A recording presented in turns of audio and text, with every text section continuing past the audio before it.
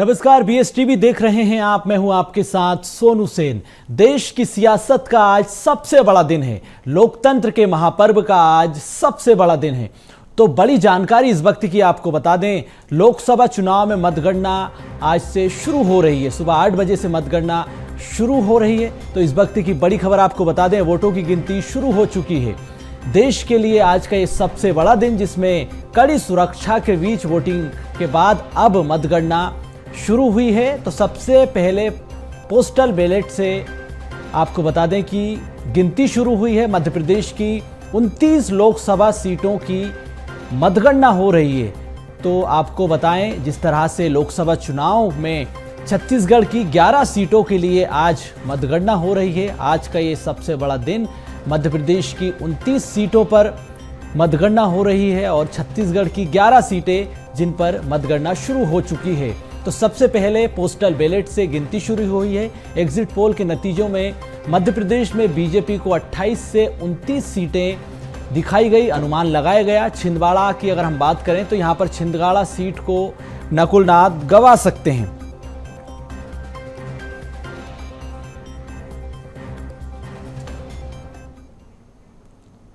तो देश की सियासत का आज सबसे बड़ा दिन है। सीधा हम छत्तीसगढ़ चलेंगे, जहां पर हमारे resident editor doctor Awadhesh Mishra ji जुड़ चुके हैं। उनसे भी हम बातचीत करेंगे, क्योंकि छत्तीसगढ़ की 11 सीटों पर दिग्गजों की साख दांव पर है। अवधेश जी, और अब मतगणना शुरू हो चुकी है, क्या स्थिति क्या आप देख पा रहे हैं मतगणना को लेकर? जिस तरह से जो जानकारी मिल रही है कि 24 की बिसात की शुरुआत बैलेट पेपर से हुई है।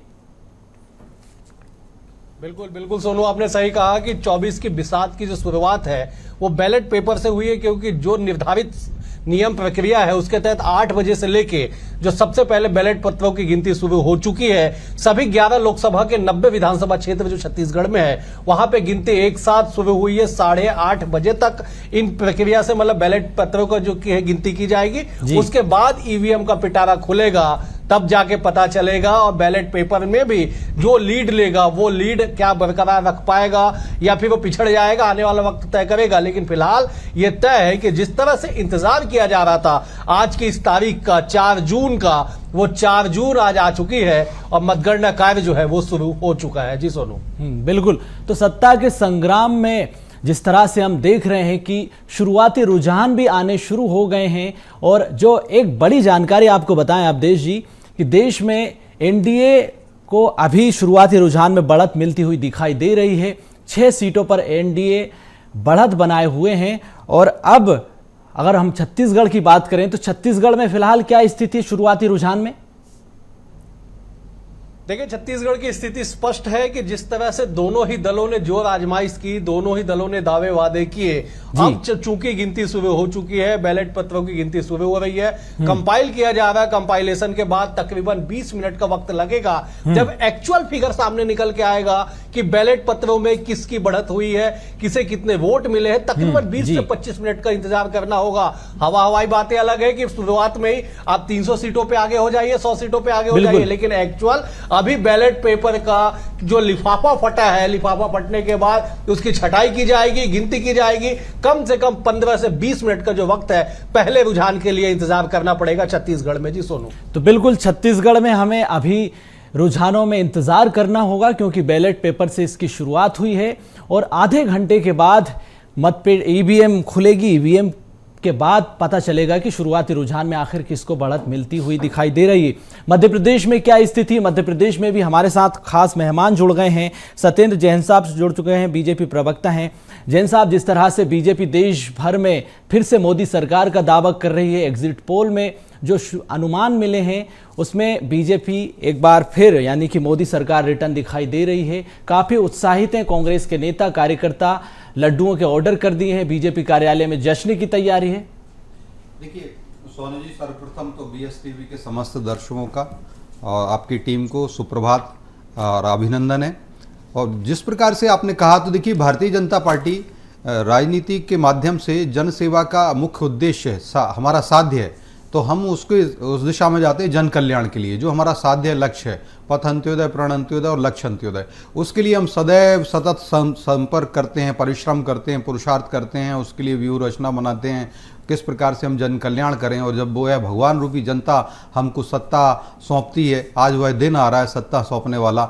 हमने पुरुषार्थ पराक्रम किया है, लोकतंत्र का महायज्ञ संपन्न हुआ है। उस महायज्ञ का अंतिम चरण जो मतगणना है वह आज जारी हो रही है। देश का पर्व चुनाव का पर्व, देश का गर्व, जो एक स्लोगन भी दिया है चुनाव आयोग ने, तो वो उसी में हमने अपनी आहुति डाल दी है। आज वह निर्णय आने वाला है, तो ये एक अच्छी बात है। और हमने भारतीय जनता पार्टी देखिए 24/7 जी 24/7 और 2047 का भी लक्ष्य हमारा जो है बिल्कुल स्पष्ट है। और हम उसी सतत करके उसी लक्ष्य को ध्येय रख करके सतत रूप से चरैवेती के भाव से जाते हैं। और आपने यही बात देखी होगी, इसी कारण से भारतीय जनता पार्टी को, या मध्य प्रदेश की भगवान रूपी जनता या भारत की भगवान रूपी जनता, हम जनता, लोकतंत्र में जनता ही भगवान होती है, जनता ही सर्वोपरि होती है और जनता ही चुनती है। तो हम तो भगवान मानते हैं उसको, और उसको भगवान मान करके हमने जो 370 से अधिक योजनाओं का अभी लाभ पहुंचाया, और धारा 370 भी हटाई है। बार बार भारत की जनता 2014 में लोकसभा चुनाव में, 2019 के अंदर और अधिक मतों से हमें बढ़ाया, वोट शेयर भी अधिक दिया, सीट भी अधिक दी। और इस बार तो जो है इसीलिए हमने कहा कि जो जनता है धारा 370 का तिलक लगाने जा रही है, और एनडीए को 400 पार, तो 400 की से अधिक कमलों की माला को प्रधानमंत्री मोदी जी के गले में डालने के लिए जनता ने निर्णय ले लिया था। आज वह निर्णय का गणना होने वाली है। और भाजपा चाहे सत्ता में रहे चाहे ना रहे, लेकिन अपने सतत कार्यक्रम करती रहती है। और जब भी जनता उनको आशीर्वाद देती है, हमको इस चुनाव में, लोकतंत्र में जो चुनाव होता है एक माध्यम होता है सत्ता में आने के लिए, तो जब जनता सत्ता की चाबी सौंपती है, वह है भगवान रूपी जनता, तो भारतीय जनता पार्टी अहर्निशम पुरुषार्थम जो करती है, और उसका ही आज देखने को मिलेगा। और बराबर पिछले 2 लोकसभा चुनाव से मिल रहा है, आगे भी मिलेगा। जी बिल्कुल। तो कांग्रेस के अपने दावे हैं अवधेश जी, बीजेपी के अपने दावे हैं, एग्जिट पोल का अपना अनुमान है, लेकिन आज शुरुआती रुझान आने शुरू हो रहे हैं। छत्तीसगढ़ में पोस्टल बैलेट से इसकी शुरुआत हो गई है। आपके साथ भी कुछ खास मेहमानों का पैनल मौजूद है, उनसे भी आप बातचीत कीजिए। और कुछ ही घंटों बाद अब देश की सियासत की तस्वीर भी साफ होती दिखाई दे रही है। अवधेश जी, ओवर टू यू। बिल्कुल सोनू, आपने सही कहा कि कुछ देर बाद जो है तस्वीर साफ हो जाएगी कि आखिरकार भारत देश में आज जो सूर्योदय हुआ है, इस सूर्योदय को आगे 5 साल तक कौन आगे लेके जाएगा, कौन सी दल जो है वो शासन करेगी। हमारे साथ 2 खास मेहमान बने हुए, वासु शर्मा बीजेपी से युवा नेता है, प्रवक्ता है। वासु जी आपका स्वागत है। कांग्रेस की ओर से अंशुल मिश्रा है, विद्वान प्रवक्ता है, युवा नेता। अंशुल जी आपका भी स्वागत है। वासु जी, मेरा पहला सवाल आपसे है, क्या लगता है दावों वादों का समय बीत चुका, अब तो पिटारा खुलने लगा, कहां तक पहुंच पाएंगे आप? अवधेश जी, सबसे पहले तो बीएस टीवी के सभी दर्शकों को नमस्कार। कांग्रेस के हमारे छत्तीसगढ़ के प्रवक्ता बैठे हैं, और मध्य प्रदेश से भी जो हमारे साथी बैठे हैं उनको भी मेरा नमस्कार। देखिए, आदरणीय प्रधानमंत्री नरेंद्र मोदी के नेतृत्व में भाजपा और एनडीए सरकार निश्चित रूप से जीतने जा रहा है। और ये जीत जो है, ये सेवा, सुशासन, गरीब कल्याण के नीतियों की जीत है। और प्रधानमंत्री मोदी जी ने जो 10 साल में काम करके दिखाया, परफॉर्मेंस करके दिखाया, ये उसकी जीत होगी। और जो ये हार है, ये जो कांग्रेस और एनडीए गठबंधन की प्रोपेगेंडा की हार होगी, क्योंकि इन्होंने इस चुनाव में जातिवादी राजनीति, तुष्टीकरण राजनीति को बढ़ावा दिया। और भारतीय जनता पार्टी ने और आदरणीय नरेंद्र मोदी जी ने लगातार देश में 10 सालों में क्या हुआ है वो बताए। और कहीं ना कहीं कांग्रेस ने जातिवाद की, देख, एक तरफ भारतीय जनता पार्टी है जो यूसीसी की बात करती है, लेकिन कांग्रेस पार्टी जो है वो क्या, वो तुष्टीकरण की बात करती है। तो यही डिफरेंस जनता ने देखा है कि किस प्रकार से 11वीं नंबर की अर्थव्यवस्था 5वें नंबर पे आ गई, अब हम तीसरे नंबर पे आ रहे हैं। जीडीपी का कांग्रेस हर बार उदाहरण देती थी, लेकिन इस तिमाही में जीडीपी देखेंगे तो 8.2% हो गया, जो आईएमएफ और आरबीआई भी नहीं मानता था, 7 पॉइंट के आसपास मान रहा था, वो 8.2% के पास चला गया। तो कहीं ना कहीं विकसित भारत की ओर देश बढ़ रहा है, और छत्तीसगढ़ भी निश्चित तौर में सहभागिता निभा रहा है। ठीक है, मैं एक बार अंशुल जी से जवाब लेता हूं। अंशुल जी, जवाब आप भी दे दीजिएगा। कल इंडिया अलायंस ने कह दिया कि 295 सीट हम लेके आ रहे हैं। आप लोगों ने छत्तीसगढ़ में दावा किया कि बीजेपी से ज्यादा सीटें छत्तीसगढ़ में आप जीतने जा रहे हैं। क्या आधार है इन दावों का? और जिस तरह से बीजेपी कह रही है कि आपने जातिवादी पे सियासत की, आपने तुष्टीकरण की सियासत की, जनता क्यों आपको वोट दी होगी? सर्वप्रथम तो आप सभी आदरणीय महानुभावों को मेरा बहुत बहुत नमस्कार, कांग्रेस की ओर से बहुत बहुत नमस्कार। और हिंदुस्तान का सबसे बड़ा लोकतंत्र का जो पावन हवन हुआ है, आज उसका रिजल्ट का दिन है। उम्मीद पे दुनिया कायम है, ऐसा कांग्रेस समझती है और उम्मीद की जा सकती है कि आने वाले वक्त में एक नया सूरज खिलेगा और नई आशा की किरण निकलेगी और कांग्रेस जो है सत्ता में काबिज होगी। और आपने कहा कि क्या आधार है, बहुत उचित प्रश्न किया आदरणीय मान्यवर आपने। आधार सिर्फ और सिर्फ यह है जो न्याय हुआ है और अन्याय हुआ है उसके बीच की लड़ाई है, जो सत्ता का संघर्ष था और जो जनता का संघर्ष था उसके बीच में लड़ाई है।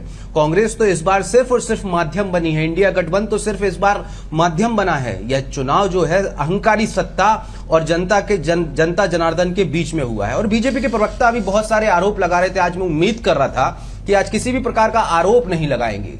जो मान्यवर खुद मंगलसूत्र की राजनीति करने के ऊपर आमादा होते हैं और वो अगर कांग्रेस के ऊपर या अन्य दलों के ऊपर टीका टिप्पणी करें तो मैं समझता हूं कि यह सर्वथा अनुचित होगा। आने वाले वक्त में कुछ समय की बात और है, आने वाले वक्त में जो कहा गया था कि 295 प्लस हम जीतने जा रहे हैं, हमें पूरा विश्वास है, हमें पूरा भरोसा है कि न्याय जीतने वाला है और अन्याय हारने वाला है। आने वाले वक्त में जो 30 लाख नौकरियों की गारंटी दी थी, महिलाओं को सशक्तिकरण की गारंटी दी थी, गारंटी की जो गारंटी हुई है वह जीतने वाली है, क्योंकि हिंदुस्तान का लोकतंत्र बार बार सत्ता रूपी गए हुए नेताओं के लिए आईना दिखाते हुए आया है। यह हमारे हिंदुस्तान की पुरानी तासीर है और इस तासीर का सीधा सीधा उदाहरणार्थ आने वाले 1 से 1.5 घंटे में हमारे और आपके समक्ष रहेगा। मैं उम्मीद करता हूं इंडिया गठबंधन 100% जीतेगा और एनडीए गठबंधन जो बड़े बड़े वादे करके जो सत्ता को लोलुपता दिखाते हुए आगे बढ़ रहा था वो इस बार हारने वाला। ठीक है, चलिए सोनू, कुल मिला के ये है कि दोनों ही दलों के अपने वादे हैं, लेकिन मध्य प्रदेश की सियासत भी कुछ कहती है। Over to you. बिल्कुल, तो मध्य प्रदेश की सियासत भी कुछ कहती है। तो मध्य प्रदेश की सियासत में पब्लिक बाइपोलर हो गई है और जिस तरह से हमने देखा कि पब्लिक ने खुद अपने मुद्दे उठाए, कांग्रेस बीजेपी के बीच सियासी घमासान भी हमें देखने को मिला। और जो बड़ी जानकारी मिल रही है, सत्येंद्र जी हमारे साथ लगातार बने हुए हैं, बीजेपी काफ़ी कॉन्फिडेंट नज़र आ रही है। जीत के जश्न को लेकर अब दिल्ली में भी तैयारी हो गई है। माना जा रहा है कि शाम 7 बजे प्रधानमंत्री नरेंद्र मोदी बीजेपी कार्यालय पहुंचेंगे। जश्न की तैयारी है, देश भर से 10,000 से ज़्यादा कार्यकर्ताओं को बुलाया गया है। तो आखिर इस जीत के जश्न के पीछे, इस कॉन्फिडेंस के पीछे आप क्या वजह मान रहे हैं सत्येंद्र जी? देखिए, जीत का उत्सव जो है, जीत का त्यौहार जो है, इसलिए मानते हैं हम वजह कि मैंने पहले ही ओपनिंग कमेंट में ही कहा कि जनता की आराधना करना, पूजा करना, उसको अनेक लाभार्थी जो है, हमारा जो लास्ट माइल डिलीवरी है, जो हमारे पंडित दीनदयाल जी का सिद्धांत रहा है, अंत्योदय, पथ अंत्योदय, प्रण अंत्योदय, लक्ष्य अंत्योदय, और हमने उसको करके दिखाया है। और हमारा जैसे मध्य प्रदेश की परिप्रेक्ष्य में हम बात करते हैं तो मध्य प्रदेश वह एपी सेंटर सिद्ध हो रहा है। इस विजयश्री का, ये जो प्रचंड विजयश्री है, जो 400 पार की विजयश्री है, उसका मध्य प्रदेश एपी सेंटर बन रहा है और उसके नायक बन रहे हैं हमारे प्रदेश के नेता माननीय प्रदेश अध्यक्ष वी डी शर्मा जी, जिनको शुभंकर प्रदेश अध्यक्ष कहा जाता है, जिनका तेज, ताप और बल और पराक्रम कांग्रेसी और इंडिया अलायंस सह नहीं पाया। अपना एक तो कांग्रेस वहां से रण छोड़ हो गई, रण छोड़ दिया। दूसरी बात, वहां पर जो इनके सहयोगी आए, क्योंकि उसको मात्र 40,000 वोट मिले थे 2019 के लोकसभा चुनाव में जी। और भारतीय जनता पार्टी से माननीय प्रदेश अध्यक्ष जी को 8 लाख से भी ज्यादा अधिक मत वहां पर प्राप्त हुए थे। कांग्रेस ने पहले ही आत्मसमर्पण कर दिया, घुटने टेक दिए या पराजय स्वीकार कर ली और अपने सहयोगी को सीट दी। सहयोगी भी उनके ताप को नहीं सहन कर पाए और बार बार नाम बदलना पड़ा उनको। नाम बदला, उसके बाद उनके प्रत्याशी ने जानबूझ के गलतियां की जिससे वो उनको चुनाव न लड़ना पड़े, क्योंकि अगर वो उनका नामांकन निरस्त हुआ तो, और उसके बाद वो कोर्ट जा सकते थे, लेकिन वो कोर्ट भी नहीं गए, याचिका भी नहीं लगाई। विवेक तनखा जी भी कहते रहे कि हम पूरा सहयोग करेंगे, उन्होंने पूरे पेपर्स तैयार कर लिए थे, लेकिन वो खुद नहीं गए। तो मैं कह रहा हूं, तेज ताप और जो पराक्रम है वो उनको सह नहीं पाते ये कांग्रेस। और भारत के अंदर मध्य प्रदेश एपी सेंटर बना हुआ है, प्रदेश अध्यक्ष जी का ताप और भारतीय जनता पार्टी के कार्यकर्ताओं की तपस्या वो इंदौर में भी प्रस्फुटित हुई है। और इंदौर में भी आप देखिए, मध्य कांग्रेस के अध्यक्ष जीतू पटवारी जी इंदौर से ही आते हैं। इंदौर उनका गृह क्षेत्र है, गृह नगर है, गृह, और वहां से वो पराजित भी हुए थे अपनी विधानसभा सीट। चाहे थे तो जब पता था कि संजय शुक्ला जी भी कांग्रेस छोड़ चुके हैं, जिनको कांग्रेस टिकट देने वाली थी, लेकिन कांग्रेस ने, जीतू पटवारी जी डर के मारे वहां पर चुनाव नहीं लड़े। अरे लड़ लेते भैया, थोड़ी सी दिग्विजय सिंह जी से प्रेरणा ले लेते। दिग्विजय सिंह जी ने कम से कम इंटैक्ट तो रखा राजगढ़ को, अगर वहां किसी कांग्रेसी को देते तो वहां से भी नामांकन वापस हो जाता। तो एक तरह से वो एक, अब मैं कहता हूं कि उनको वहां प्रेरणा लेनी थी।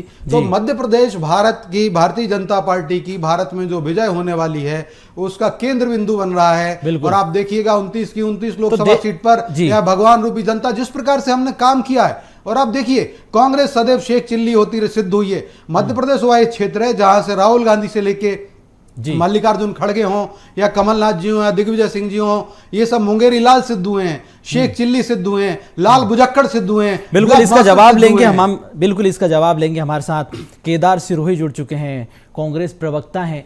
केदार जी, आप भी 295 सीटों के साथ इंडिया गठबंधन की सरकार बनाने का दावा कर रहे हैं। बीजेपी कह रही है कि हम मध्य प्रदेश में क्लीन स्वीप कर रहे हैं, कांग्रेस का सूपड़ा साफ हो जाएगा। अब भारतीय जनता पार्टी के जो प्रवक्ता हैं, इनके जो मैं शब्द सुन रहा था, बड़ा मजा आया सुन के। पराक्रम, कौन सा पराक्रम कर दिया मेरे भाई? पराक्रम कहाँ आया इसमें? पराक्रम कर दिया क्या? वो 4-5 लाख करोड़ का कर्जा करके पराक्रम कर दिया है क्या? अरे पराक्रम क्या, यहाँ सबसे ज्यादा बेरोजगारी करके कर दिया क्या? पराक्रम आदिवासियों पे अत्याचार का है क्या? पराक्रम महिलाओं पर अत्याचार का है क्या? पराक्रम क्या ये जो किसान आत्महत्या 3 नंबर पे आ गई इसका है क्या? पराक्रम क्या ये स्कूलें बंद हो गई 29,000 उसका है क्या? कौन सा था? कौन सा प्रताप? कौन सा? बताइए ना आप मुझे। कि ताप की बात कर रहे हैं और आपके आईपीएस अधिकारियों को माफिया तक मार के भैया कहा आपके प्रत्याशी भाग क्यों गए? आपके प्रत्याशी भाग क्यों खड़े हुए? बताओ। अरे भाई जी, मैं एक बात बता रहा हूँ, ठीक है आपका आयोग में नंबर होगा, पर इतना भी मतलब वो मत करो कि मतलब ये कौन सी शब्दावली है? इतना महिमा मंडल, धन्य है प्रभु, धन्य है आप सब लोग। मैं आपकी महिमा मंडल को साधुवाद देता हूँ और भगवान से प्रार्थना करता हूँ कि आपका महिमा मंडल अमर रहे, दिनों दिन रात दुगनी, दिन दुगना रात चौगना अपना ग्रोथ करे, यही हो आप लोगों का। बिल्कुल, बीजेपी के महिमा मंडन के बीच छत्तीसगढ़ में भी बीजेपी महायज्ञ कर रही है। अवधेश जी, इतने आश्वस्त नजर आ रहे हैं बीजेपी के नेता, इतने कॉन्फिडेंट हैं कि महायज्ञ हो रहा है, और जिस तरह से जश्न की तैयारी हम देख रहे हैं, क्या जानकारी आपके पास फिलहाल अभी मौजूदा स्थिति क्या बैलेट पेपर के बाद ईवीएम की मतगणना को लेकर? कि जो बिल्कुल आपने सही कहा, जो विश्वास और आत्मविश्वास दिखाई पड़ रहा है, दोनों ही दल, ऐसा नहीं है कि केवल एक दल। भले बीजेपी सार्वजनिक तौर पे हवन करती हो 400 सीट पार जाने को लेकर, लेकिन कांग्रेस भी अपने प्रशिक्षण में इस बात का जिक्र करती है कि चुनाव तो हम जीतने जा रहे हैं, जनता जनार्दन है, फैसला दे चुकी है, भाग्य का पिटारा खुलने लगा है। धीरे धीरे धीरे जैसे जैसे सूरज चढ़ेगा वैसे वैसे पता चलेगा कि किसके पक्ष में मतदान हुआ है। हम एक बार अपने मेहमानों का इन कर लेते हैं, मैं वासु से का जिक्र करता हूं। वासु जी, सवाल ये है, छत्तीसगढ़ की सियासत में 11 सीटें, पहली बार मुख्यमंत्री के तौर पे विष्णुदेव साय छत्तीसगढ़ के चुनावी मैदान में, उनके ऊपर बड़ी जिम्मेदारी, आपने लक्ष्य रखा 11 सीटें जीतेंगे। कांग्रेस दावा कर रही है कि बीजेपी से ज्यादा सीटों लेके आ रही है। देखिए अवधेश जी, कांग्रेस ने तो विधानसभा में भी दावा किया था कि हम 75 सीट पाएंगे, नहीं पा पाए, 35 सीट पे आके अटक गए। तो कांग्रेस के दावे इतने ही हैं क्योंकि इन लोग हवाई बात करते हैं। इनकी हालत तो ऐसी थी छत्तीसगढ़ के लोकसभा चुनाव में कि बूथ के अंदर इनको बूथ के कार्यकर्ता नहीं मिले थे, इनके पंडाल जो है खाली पड़ा हुआ था। तो यह हालत तो कांग्रेस पार्टी की थी छत्तीसगढ़ के अंदर। और 11 की 11 सीट हमने हर बार 9-10 सीट जीती है। पिछली बार हमारी सरकार नहीं होने के बावजूद भी हम 11 में से 9 सीट जीते थे। भाजपा बुरी स्थिति में थी उस समय जब विधानसभा के चुनाव हुए थे, उसके बाद भी हम 9 सीट जीते थे। अभी तो हमारी सरकार है और मोदी की गारंटी में छत्तीसगढ़ की जनता ने विश्वास किया है और उसको माननीय मुख्यमंत्री विष्णुदेव साय ने धरातल पे उतार के दिखाया है। अब ये कांग्रेस पार्टी बड़ी बड़ी बातें कर दी थी महिलाओं के लिए कि महिलाओं को 1 लाख रुपए देंगे। अवधेश जी, आपको याद होगा विधानसभा 2018 में कांग्रेस पार्टी ने वादा किया था कि हर महिलाओं को 500 रुपए देंगे। 5 रुपए किसी को नहीं मिला 5 साल तक। लेकिन भारतीय जनता पार्टी ने वादा किया था मातारी वंदन योजना के तहत 1000 रुपए देंगे। सरकार बनने के बाद 2 महीने हो गए, 2 महीने के बाद लगातार खाते में पैसा चला है। कांग्रेस ये भी अफवाह फैला रही थी कि चुनाव के बाद ये बंद हो जाएगा। कल भी चौथे किस महिलाओं के खाते में चले गए। बिल्कुल ठीक है। बीएसटीवी पे आप लगातार देख रहे हैं चुनावी इस महा कवरेज में सुबह 6 बजे से लगातार मतगणना केंद्रों पे हमारे संवाददाता लगातार बने हुए, लगातार पल पल की जानकारी सबसे सटीक और सबसे पहले और एक बेहतर विश्लेषण के साथ आप तक पहुंचा रहे हैं। आप देखते रहिए बीएसटीवी। चर्चा को हम आगे बढ़ाते हैं। अंशुल हमारे साथ मौजूद है, कांग्रेस की ओर से प्रवक्ता है, विद्वान प्रवक्ता माने जाते हैं। अंशुल, सवाल यह है कि आपने तो कह दिया कि 11 की 11 सीट तो नहीं जीतेंगे, लेकिन बीजेपी से ज्यादा आपके आंकड़े इस बार हो जाएंगे। क्या आधार है या केवल हवाई बातें हैं? नहीं, 100% आदरणीय हो जाएंगी, क्योंकि जब जब हिंदुस्तान में संस्कार और अहंकार की लड़ाई होती है तो अहंकार जीतते हुए तो जरूर दिखता है, लेकिन संस्कार जीतते हुए चला जाता है। यह हमारे हिंदुस्तान का पुराना इतिहास है। अभी साथी प्रवक्ता बीजेपी के हमारे ऊपर कुछ आरोप लगा रहे थे और कुछ योजनाओं के बारे में गिना भी रहे थे कि हमने ये करके दिखाया और हमने ये करके नहीं दिखाया। तो जब योजनाओं के बारे में ये गिनाते हैं तो सबसे पहले वो सिलेंडर लाल कलर का याद आता है जो मोदी जी कह के गए थे कि मेरी गारंटी है 500 रुपए में दे जाऊंगा। वह योजना भी याद आती है कि युवाओं के लिए 500 रुपए बेरोजगारी भत्ता दे जाऊंगा, और योजना तो वह भी याद आती है कि बिजली का बिल जो हाफ की योजना चल रही थी उसको कंटिन्यू कर जाऊंगा। मैं आपसे पूछना चाहता हूं और आपके माध्यम से सारे दर्शकों को, छत्तीसगढ़ के दर्शकों से पूछना चाहता हूं, इतनी भयावह गर्मी में कितने दिन में कितनी देर तक बिजली आ रही है और कितनी नहीं आ रही, और 20% वृद्धि तो शायद छत्तीसगढ़ में नहीं हुई होगी, वासु शर्मा जी के यहां पर भी नहीं होगी। तो मैं यह समझता हूं कि आज दिनांक में एक दूसरे के ऊपर आरोप प्रत्यारोप करने का दिन नहीं है। आज सिर्फ और सिर्फ अवलोकन करने का आवश्यकता है, अवलोकन करने का दिन है कि जो पिटारा खुल रहा है वो पिटारा किसके पक्ष में है। मुझे पूरा विश्वास है, मुझे पूरा उम्मीद है कि छद्मवाद की राजनीति अब पिछले 10 वर्षों में जो हिंदुस्तान में चल रही थी वह समाप्त होने वाली है, और न्यायवाद की राजनीति और जो अधिकारवाद की राजनीति है अब उसका एक नया सूरज उगने वाला है। और सूरज तो सुबह से उग चुका है। जैसे जैसे आपने कहा, आपकी श्रीमुख पर आया है कि सूरज जो उगेगा और पारा जो चढ़ेगा, वो पारा मैं समझता हूं कांग्रेस के पक्ष में होगा, इंडिया गठबंधन के पक्ष में होगा, जनता जनार्दन के पक्ष में होगा, और जो युवा है, जो बेरोजगार आज हिंदुस्तान में बैठा हुआ है, उसके पक्ष में हुआ। इन्होंने 5 ट्रिलियन इकोनॉमी की बात कर दी कि हमारा देश आज 5 ट्रिलियन इकोनॉमी में है और 5वें नंबर की अर्थव्यवस्था हो गई है। जब देश के शौर्य के वर्णन की बात आती है तो बड़ा खुशी होती है, लेकिन उसके उलट जब हम देश के ऊपर 250 लाख करोड़ का कर्जा चढ़ा हुआ देखते हैं तो दिल उतनी ही तीव्र गति से दुख जाता है। तो जनता जनार्दन इस सच्चाई को समझ चुकी है कि फोटोवाद की राजनीति और धरातलवाद की राजनीति में क्या अंतर है,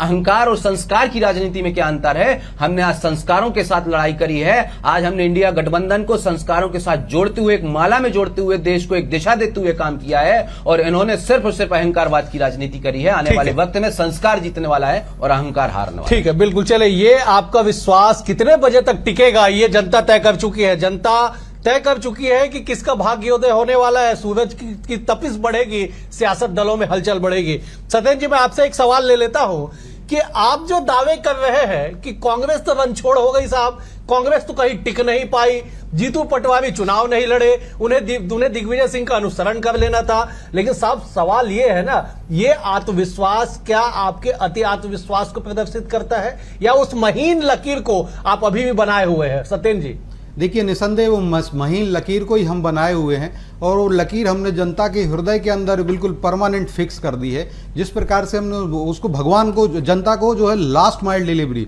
और हर तरीके से उनके जीवन स्तर में उन्नयन करने का जो काम किया, आज एक माता बहन का जीवन देख लीजिए, उसमें बड़ा ट्रांसफॉर्मेशन आया है। हमने वह किया, इसलिए हमें जनता बार बार आशीर्वाद दे रही है। और आप देखिए, हमने कहा 2014 में पूर्ण बहुमत की सरकार, और भारतीय जनता पार्टी को इसी भगवान रूपी जनता ने 1984 के बाद ऐसा प्रचंड बहुमत दिया, स्थिर सरकार दी।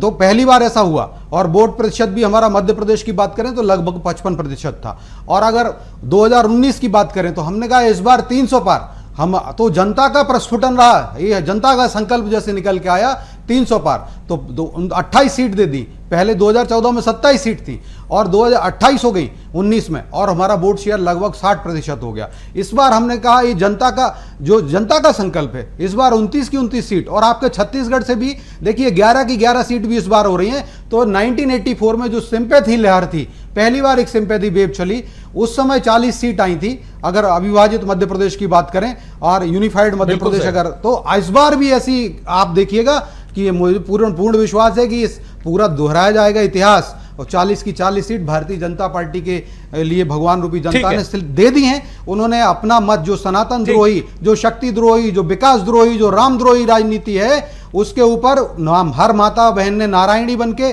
सुदर्शन चक्र चलाया है, और हर भाई ने भगवान कृष्ण, भगवान राम बन करके मैं केदार जी से जवाब ले लेता हूं, बटन दबाया है। और आप देखिए प्रस्फुटन होना शेष है। मुस्कुराते हुए जवाब देने की तैयारी कर रहे हैं। मैं सत्येंद्र जी, मैं लौटूंगा आपके पास, एक बार मैं केदार जी से जवाब ले लेता हूं। केदार जी, जरा जवाब दे दीजिएगा कि बीजेपी के आधार का वो दावा क्या है कि 40 की 40 सीटें मध्य प्रदेश और छत्तीसगढ़ को मिला के जीतने जा रही है। क्या आप लोग इतने नकारात्मक चुनाव लड़े कि शून्य का स्कोर आपका आने वाला है? केदार जी, देखिए, ये तो अभी शाम तक क्लियर होगा कि कौन किस तरीके से लड़ा। देखिए, मैं राहुल गांधी जी को बधाई देता हूं, कांग्रेस पार्टी को बधाई देता हूं कि हमने राजनीति को राजनीति समझ के काम किया है।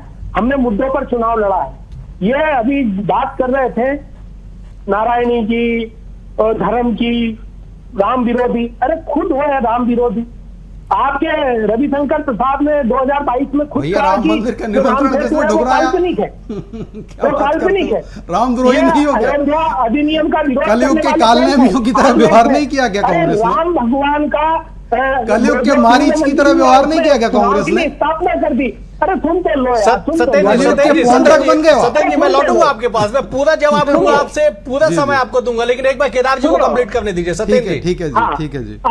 अधूरे राम मंदिर में प्राण प्रतिष्ठा इसलिए की कि कुछ भारतीय जनता पार्टी के पास कोई काम नहीं था, इनके पास कोई विजन नहीं था। नीचे जिनको नारायण कह रहे हैं, जो जिनको देवतुल्य कह रहे हैं, उनके लिए कोई रोड मैप नहीं था। इनका रोड मैप तो सिर्फ 2 लोगों के लिए था, अडानी अंबानी के लिए था, जनता के लिए कहाँ था। आज देखिए देश की स्थिति क्या है, पेट्रोल की स्थिति क्या है, डॉलर की स्थिति क्या है, पेपर लीक किस तरीके से हो रहा है, नीट की एग्जाम जैसे पेपर लीक हो रहे हैं। मध्य प्रदेश में तो पर्चा कोई सा भी हो वो लीक होना ही है। अब भारतीय जनता पार्टी का जो काम है वो लीकेज वाला काम है, कुछ भी करने जाते हैं उसमें लीक हो जाता है। इसके पीछे एक बड़ा कारण है, मैं आपको बता दूं।